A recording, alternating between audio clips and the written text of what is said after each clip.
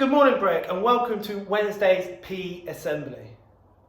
What we're going to do today, we're going to learn, enjoy and succeed. So just like every other PE Assembly, it's going to be split up into two parts.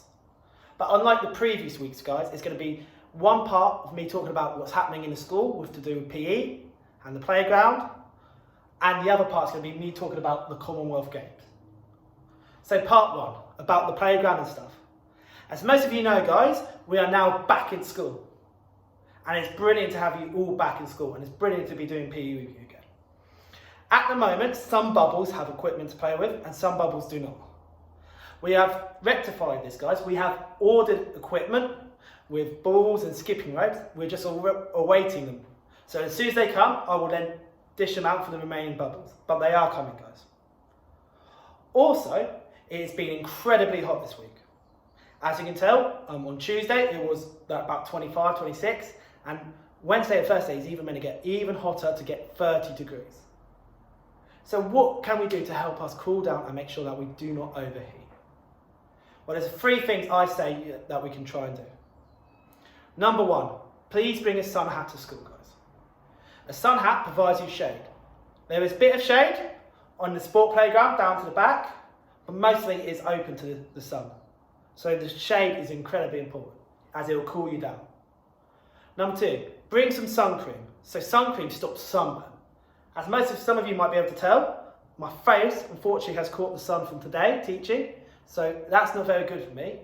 So I'll put some more sun cream on tomorrow. But please bring sun cream and put some on. And number three is water. Our body is made up of nearly 80% water.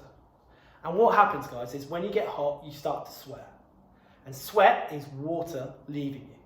So you need to drink loads of water to replace the water you've lost through sweating.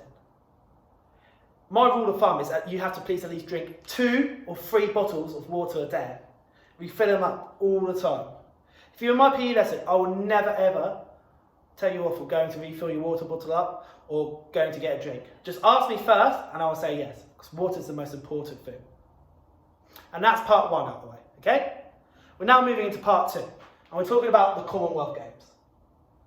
So the Commonwealth Games is a bit like the Olympics and the Paralympics. So it happens between the Commonwealth. So what is the Commonwealth?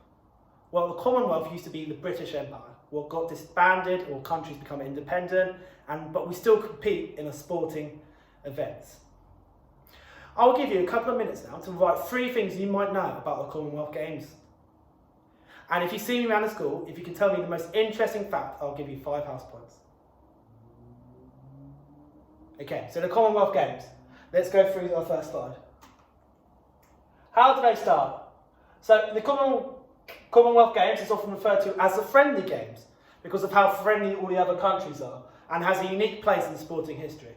So remember when we talked about sportsmanship, about how being a good sportsmanship, you need to be kind to others? So this is known as the friendly games. So 11 countries sent 400 athletes to take part in 6 sports and 59 events. The games have been held every 4 years since the first started, obviously except for during the Second World War. So just like the Olympics and Paralympics, it's on a 4-year cycle as well. The first games were held in 1930 in Hamilton, Canada. So there it is. You see, America's down there. America not part of the Commonwealth, but Canada is, and there is Canada, okay? And that's where the first games were held.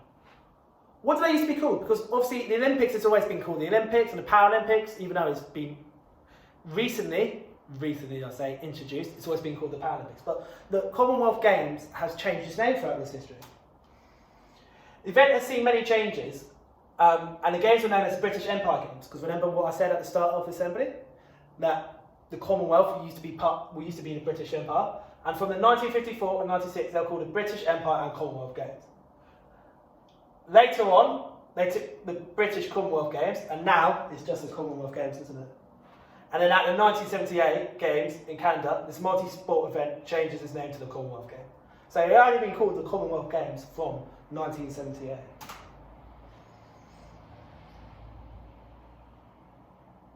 There you go. So the reason why the games were named the British Commonwealth Games until 1978 was that it was held as an event to bring all members of the British Empire together.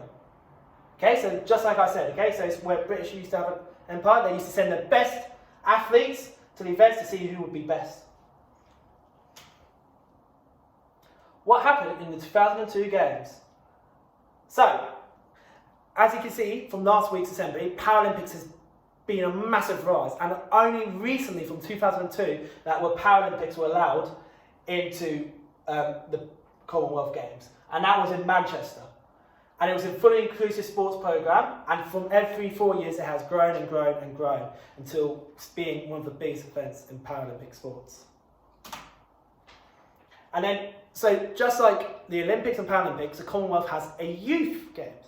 So one day it'd be really, really cool and amazing to see if one of us from Braywick, not me or the teachers, I think we're a bit too old, but one of you guys, to see if we can compete in the Commonwealth Games. So when did the youth games start? And it happened again in Manchester in 2002. The Commonwealth Games Scotland, so the Scottish came up with it, and they were endorsed. So this is a brilliant way for young people to get involved in sport and to test themselves. The Commonwealth Games is quite useful, and I know British Athletics use it as a runner-up and a usage to test people before they go to the Olympics. They are open to ages from 14 to 18, so getting there. And the 2017 Commonwealth Youth Games were held in St Lucia, so that's there. The next Commonwealth Youth Games will be held in Wrexham, so that is just by there in Wales. So that happened last year, and followed by Northern Ireland in 2021. So they're quite regular, these occurrences. Okay, so and that's the history of the Commonwealth Games.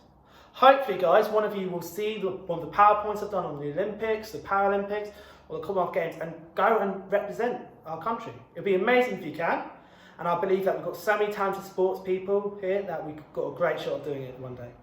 Have a great day, drink loads of water, sun hat, sun cream, and enjoy the sun.